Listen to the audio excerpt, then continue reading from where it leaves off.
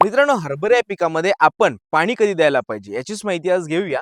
मित्रांनो, त्यामध्ये आपण काय आहे की यामध्ये आपल्याला पाणी कधी द्यावं, पाणी किती द्यावं यासारख्या गोष्टीची आपल्याला मोठ्या प्रमाणात प्रश्न पडत असतात. ज्यामध्ये हरभरा या पिकामध्ये जर तुम्हाला पाणी द्यायचं असेल, तर ते पाणी जे आहे ते जमिनीवरती अवलंबून असते.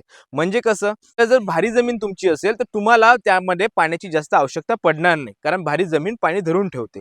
त्यामध्ये जर तुमची मध्यम जमीन असेल, तर थोड्या प्रमाणात तुम्हाला पाण्याची आवश्यकता पडू शकते.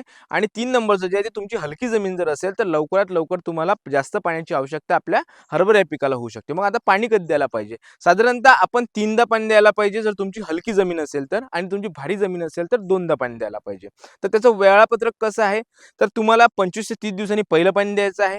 त्यानंतर दुसरं पाणी जे आहे ते साधारणतः 25 ते 50 दिवसांनी द्यायचं आहे. आणि तिसरं पाणी जे आहे ते 65 ते 70 दिवसांनी द्यायचं आहे. जेणेकरून तुम्ही अशा पद्धतीने जर हरभरा पिकाला पाण्याचं नियोजन केलं, तर 100% तुम्हाला हरभरा या पिकामध्ये उत्पादनात 30% पर्यंतची वाढ पाहायला मिळेल. तर अशाच